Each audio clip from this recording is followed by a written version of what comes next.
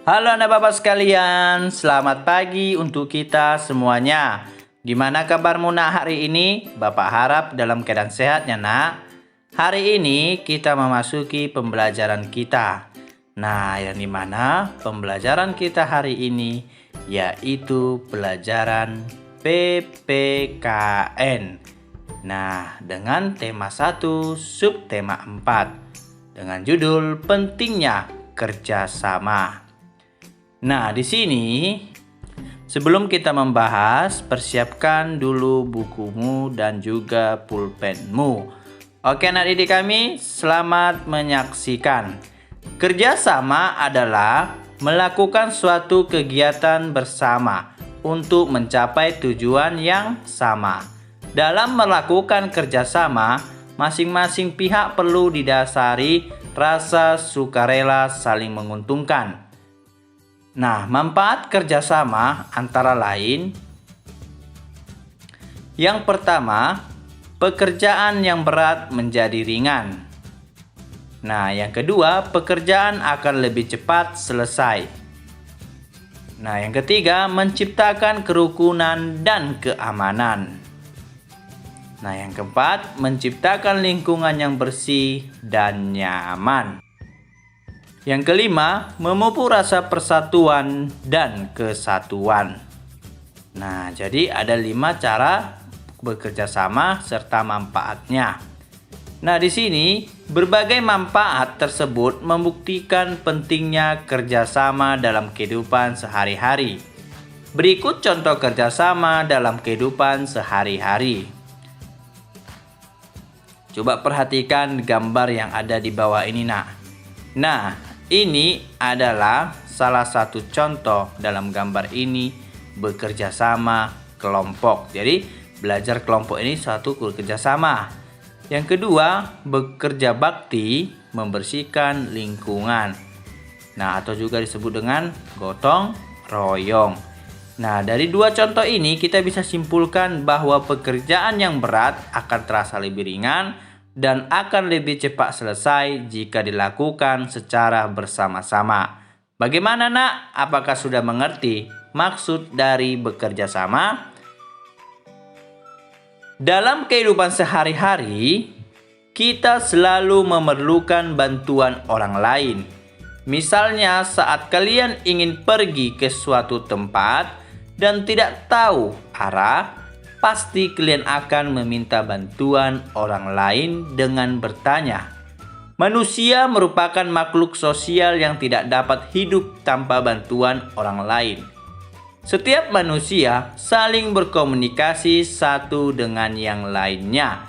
Jadi, manusia itu adalah makhluk sosial yang dimana manusia itu harus berhidup sosial, saling berdampingan dan saling membantu. Mereka tidak akan bisa hidup tanpa orang lain karena manusia adalah makhluk sosial. Bagaimana nak? Sudah mengerti?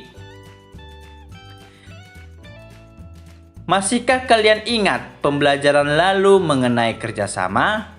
Nah, apakah anak bapak sudah ingat mengenai kerjasama? Kalian pasti pernah melakukan kerjasama, baik di lingkungan rumah, sekolah, maupun tempat tinggal. Pada pembelajaran kali ini, kalian akan belajar menceritakan kembali pengalaman dalam kerjasama. Saat menceritakan pengalaman pribadi dalam kerjasama, gunakanlah bahasa yang santun, agar orang lain dapat memahami apa yang kalian ceritakan. Sampaikanlah dengan runtut, jadi sampaikanlah dengan teratur dan benar.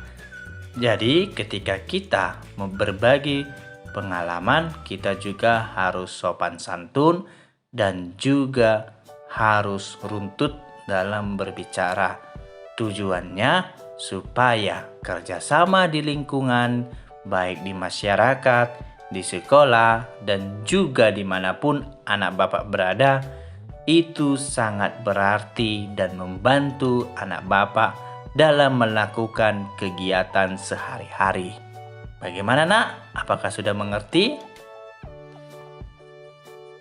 Nah, di sini kita masuk selanjutnya, yaitu kerjasama di sekolah. Pembelajaran sebelumnya kalian telah mempelajari tentang kerjasama. Kerjasama selalu melibatkan orang lain dalam pelaksananya. Dalam bekerja sama pasti menimbulkan keberagaman. Perbedaan dalam bekerja sama harus dikesampingkan, sehingga dapat terjalin kerjasama yang baik. Salah satu contoh saat kalian melakukan kerja bakti membersihkan lingkungan sekolah. Jadi itu adalah salah satu contoh kerjasama di sekolah.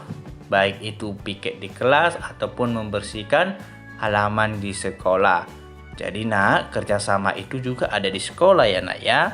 Walaupun pada umumnya ada yang membersihkan kelas, tapi pada saat pembelajaran, jika sampahnya banyak di kelas, kita bersihkan bersama-sama. Tujuannya supaya kita tahu menjaga kebersihan dan pekerjaan yang ada di situ bisa cepat selesai.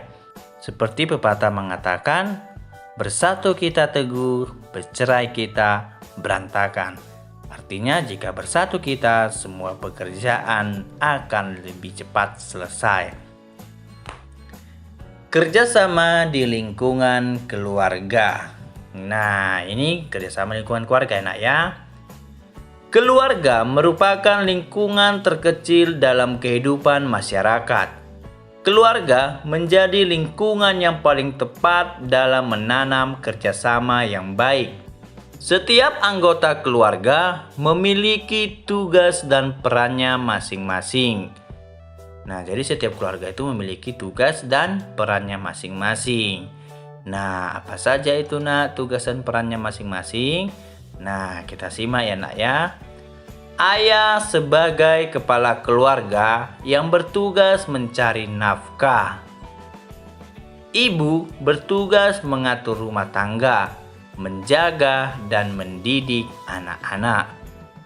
Anak-anak bertugas belajar dengan rajin dan membantu pekerjaan orang tua di rumah.